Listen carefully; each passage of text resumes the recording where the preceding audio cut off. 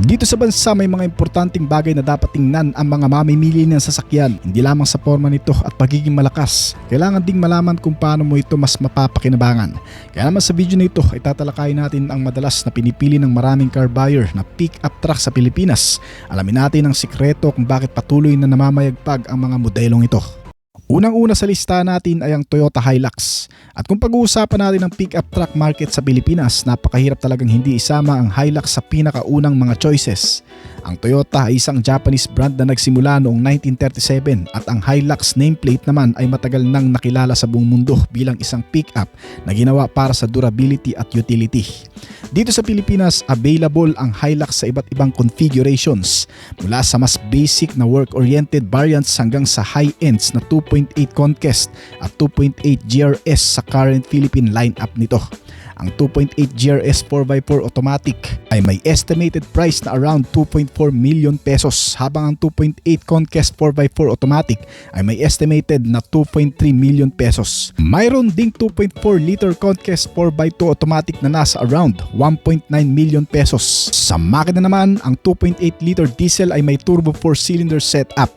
At ang tunay na strength ng Hilux, hindi lang horsepower, torque, durability at confidence. Kapag may karga kang construction materials, appliances, equipment o kailangan mo bumiyahe sa rough provincial roads, dito mo mararamdaman kung bakit patuloy na popular ang Hilux. Sa fuel consumption, depende talaga sa variant at driving condition. Pero para sa isang diesel mid-size pickup, reasonable na ang humigit kumulang 9 to 13 km per liter kapag mixed driving. Sa top speed naman, hindi naman ito pickup na ginawa para maging sport car, pero nasa humigit kumulang 175 to 180 km per hour ang nagagawa nito. Depende sa variant at kondisyon. Pero bakit ko nga ba nire-recommenda ang pickup na ito? Dahil kung bibili ka ng pickup na ayaw mong masyadong mag-experiment, ang Hilux ay isa sa pinaka-safe na choice. Malakas ang brand recognition, malawak ang Toyota dealer network, madali itong makilala ng mga mekaniko, at malakas din ang resale value reputation nito. Pero may downside din ito. Hindi ito ang pinaka-komportable, hindi rin ito ang pinaka-powerful, at hindi rin ito ang pinaka-cheap. Pero kung gusto mo ng pickup na balance ang trabaho, family, negosyo at long-term ownership, Toyota Hilux is one of the safest bets. Number 2, ang Ford Ranger. Kung ang Hilux ay kilala sa reliability, reputation at practicality, ang Ranger naman ay kilala sa pinakamalakas na all-around package sa segment. Ang Ford ay isang American automotive company na itinatag ni Henry Ford noong 1903, at ang Ranger ngayon ay isa ng global pickup platform. Sa Pilipinas, makikita mo ang Ranger sa maraming variants. May XLS, may XLT, may Sport, may Wildtrak at syempre may Raptor. Sa current Ford Philippines price list, ang Ranger XLS 2.0 Turbo 4x2 automatic transmission ay may estimated price na 1,379,000 pesos. Ang XLT ay may estimated naman na 1,694,000 pesos, habang ang Sport 4x2 ay nasa around 1,820,000 pesos. Habang ang Wildtrak 4x4 bi-turbo naman ay nasa around 2,355,000 pesos. Ang strength ng Ranger ay hindi lang engine.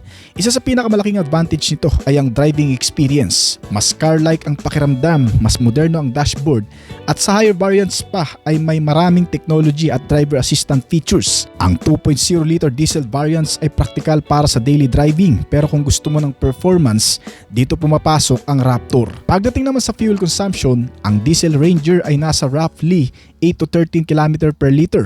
Depende sa engine, traffic at driving style. Kung city driving at puro stop and go, syempre bababa pa yan. Pero pagdating sa highway at may mga karga, mas maganda ang consumption nito.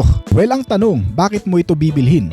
Kung ang pickup mo ay gagamitin mo lang bilang family vehicle, company vehicle, weekend adventure vehicle at daily commuter, very strong ang Ranger. Hindi lang siya work truck, parang SUV na may malaking pickup bed. Ang downside nito, mas maraming technology means mas maraming system na kailangan ding alagaan, at kapag umakyat ka sa higher variants, mabilis ding tumataas ang presyo nito. Pero kung gusto mo ng modern, komportable at powerful na pickup, Ranger is one of the best all-rounders. Number 3, ang Isuzu D-Max. Kung ang priority mo naman ay trabaho, ito ang pick-up na talagang kailangan mong tingnan. Ang Isuzu ay isang Japanese manufacturer na may napakahalagang history sa truck at diesel technology. At dito nagiging espesyal ang D-Max. Hindi ito pick-up na kailangan maging flashy. Ang philosophy nito ay simple, gumawa ng truck na kayang magtrabaho. Ang D-Max ay available sa different diesel configuration na may 4x2 o 4x4 setups depende sa variant nito.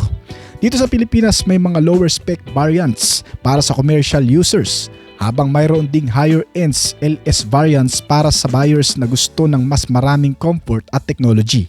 Ang malaking selling point ng D-Max ay diesel efficiency at torque. Kung business owner ka at ginagamit mo ang pickup para mag-deliver, maghakot ng equipment, pumunta sa farm, construction site at provincial areas, malaking bagay ang pagiging practical nito. Sa mixed driving, maaari mong asahan ang ballpark ng hanggang sa 9 to 13 km per liter na fuel consumption. Depende sa engine nito, driving style at kondisyon ng daanan. At sa highway naman may sapat na power para mag-overtake at long distance travel pero may compromise. Hindi ito kasing flashy ng Ranger at maaaring mas truck-like ang riding feel sa loob. Pero kung tatanungin mo kung alin ang pick-up na maganda ang fuel efficiency, magandang gamiting pang matagalan at para sa mabibigat na trabaho, Isuzu D-Max deserves a very serious look. Number 4, Nissan Navara. Ang Nissan Navara ay isang Japanese automotive manufacturer na nagsimula noong 1933 at ang Navara ay isa sa pinakakilalang Japanese pick-up nameplate sa buong mundo. Ang interesting sa Navara ay hindi lamang durability. Ang malaking selling point nito ay comfort. Kung ang ibang pick-up ay ramdam mong truck talaga kapag dumaan sa uneven roads, ang Navara ay may reputation bilang isa sa komportable na choices. At ngayon sa Pilipinas, ang Nissan Navara ay nagkakahalaga sa pinakamababang variant sa estimated price na 1,240,000 pesos. Ang higher end Pro 4x4 automatic transmission ay nasa around 2.2 million pesos sa estimated price. Ayon sa current Nissan Philippine page list, ang Nissan Navara ay may engine specs na 2.5 liter at kayang gumawa ng hanggang sa 190 horsepower at 450 Nm ng torque. At ito ang magandang kombinasyon. May power ka, may torque ka rin at may comfort ka pa. Kung gagamitin mo ang pickup bilang daily driving at family vehicle, malaking advantage yon dahil hindi lahat ng pickup owner ay nag-haul ng 1 toneladang cargo araw-araw. Marami sa atin ay Monday to Friday office driving lang, weekend out of town trips, grocery, family vacation at paminsan-minsan ay off-road. Para sa ganitong lifestyle, napaka-sensible ng Navara at kung gusto mo ng mas aggressive appearance, nandyan ang Pro X. Sa fuel consumption, reasonable expectation ng around 9 to 13 km per liter na fuel consumption nito, depende sa variant at traffic. Kung comfort ang priority mo, isa ang Nissan Navara dapat mong isama sa iyong listahan. Number 5, Mitsubishi Triton. Ang Mitsubishi ay isa ring Japanese automotive brand na matagal nang bahagi ng Philippine automotive market. At ang Triton ay isa sa pinaka-interesting na choice ngayon dahil sa kombinasyon ng bagong platform nito, modern style at competitive pricing. Ang bagong generation Triton ay gumagamit ng 2.4 liter turbo diesel engine na talagang subok na sa maraming taon. At sa higher variants, makikita mo ang Super Select 4-wheel drive system nito. Ito ang isang bagay na importante para sa adventure users. Hindi lang ito tungkol sa pagiging 4-wheel drive ng Triton. Ang tunay na advantage nito ay ability mong pumili ng drivetrain mood depende sa terrain at kondisyon ng daanan. Halimbawa na lang kung sa highway, pwede mong gamitin ang 2-wheel drive. Kung kailangan mo naman ng additional traction, pwede mong piliin ang 2-wheel drive nito. At kapag rough terrain, may mga low range, off-road oriented modes depende sa variant. Sa fuel economy naman, isa sa pinakamatipid rin na pick-up sa Pilipinas ay itong Mitsubishi Triton. Kaya kasi nitong kumonsumo mula 10 to 14 kilometers sa kada litro. At pagdating naman sa presyo, dito rin mas nagiging competitive itong Mitsubishi Triton. Merong 7 pagpipilian na variant kasi nito depende sa body configuration, design at modern features na nakakabit sa modelong ito. Para sa GL variant na 2.4D manual transmission, nagkakahalaga ito sa estimated price na 1,266,000 pesos. Ang GL 2.4D manual transmission 4x4 naman ay nagkakahalaga ng 1,292,000 pesos sa estimated price. Ang GX 2.4D automatic transmission naman ay nagkakahalaga ng 1,430,000 pesos. Habang ang GLX 2.4D two-wheel drive automatic transmission ay may presyo na 1,430,000 pesos. At ang panglima, ang GLX 2.4D 4-wheel drive automatic transmission ay nagkakahalaga naman ng 1,949,000 pesos. Ang panganim na GLS 2.4D automatic transmission